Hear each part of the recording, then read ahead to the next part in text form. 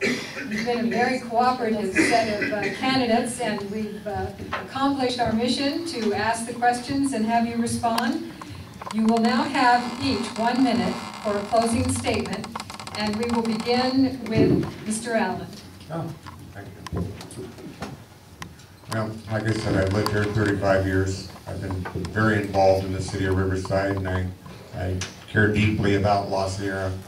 I believe I have the idea and vision to move the city forward, to make La Sierra a more prosperous area with a better quality of life. And I would appreciate your vote. Thank you. Thank you. Mr. Santore.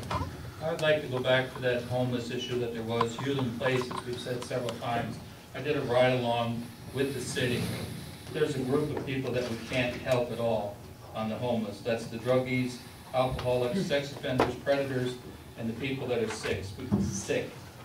We can't put them in the housing on Youth in Place if they have medical issues, because it would affect everybody else in the building. There's 72 beds for the males.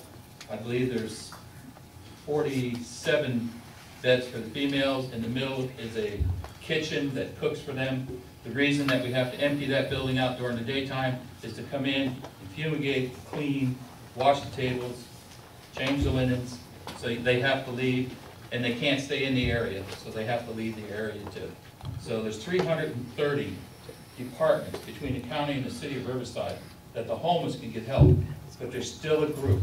The only way that we can help them is by not helping them. If we give them money. Thank you. Mr. Mahatadse. Well, my goals and intentions are, if elected, is to make government less intrusive in your lives and make it work for you and the community and business. Make government more responsible and accountable to its constituents. Decrease the burden on the community. Make sure that the needed services are provided to the community. Have an open and honest discourse between government, business, and community. Remember, the community is the foundation of everything. If there's no community, there's no business. And if there's no business or community, there's no government. So we need to have a strong community so there can be a strong business. Government can fend for itself, as far as I'm concerned. But we need a strong community. We need to look after each other, look forward to helping each other. And I think maybe it might be wise to open or start some citizen councils where we can have smaller groups where they can concentrate on their individual areas and then report to the city councils. Thank you. Mr. Andrews. When I tell people in other parts of the city that I'm running for city council in Ward 6, the first question they ask me is, where is that? I find that very disappointing, and so should you. As I stated in the beginning, we have a golden opportunity here to make a substantial change in the leadership of our ward. I purposely not solicited any special interest money or any of the institutional money in the city. I'm looking for support from the people who are in the community, who live here and care about the everyday quality of life in our neck of the woods. Although as a council person, we all need to understand the needs of the city as well as the needs of the ward. It is you I represent first and foremost. It is you that I have to listen to. It is you that I have to keep informed, and it's you that I answer to. I ask you for your vote for the 4 C's, an increase in communication, an increase in collaboration, a real sense of community, and positive change. I thank you for taking your time to come today. Thank you. Ms. Chavez. Tonight you heard some of the problems we are having with our ward and our city. Hopefully you can get your questions answered. That's what we're going to be here for, whoever gets elected. I believe firmly into the election process. It's up to you to decide who you want in that office. If you vote for me, I will work hard for you. You know I will.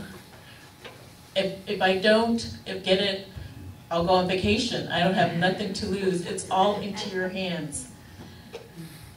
Thank you. Remember, and also to remember to get your flyers about the mail-in ballots. I have the flyers after this meeting. Okay. Mr. Perry. A few months ago, I stood before you and said I wanted to work for each of you. This holds true tonight because I want to be your new council member. You will be my top priority, and I will continue to work hard to earn your trust and your respect. I will value your input for the betterment of our ward.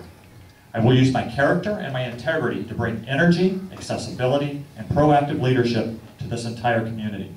This ward deserves and expects its fair share of equity. We must preserve our neighborhoods to ensure that they're clean and safe. We must work with our school districts and our NRCC so our students can grow and reach their full potential. We will do this by building effective partnerships and taking pride in our community. This election is not just about me, you as individuals, or any one company or organization. There is no I or me in this equation. It's about we, all of us, coming together as one community and moving forward to improve the quality of life for all of us. I ask you, vote for the winning campaign. I ask for your vote. Thank you for coming tonight.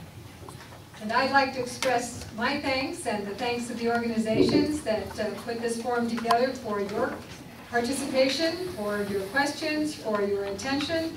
And I would like to thank the candidates for abiding by the rules and honoring the time limits. And I would like us all to give the candidates a big applause.